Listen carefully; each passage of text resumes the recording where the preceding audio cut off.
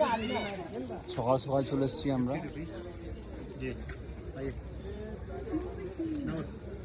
ওরা চলে গেল যেটা আগে। গুড মর্নিং, সকাল সকাল বেরিয়ে পড়েছি আমরা।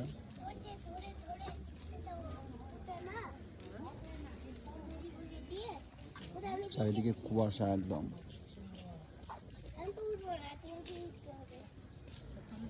এটা হচ্ছে দার্জিলিং মল রোড, আউটসাইড, একটু বাইরের দিকে।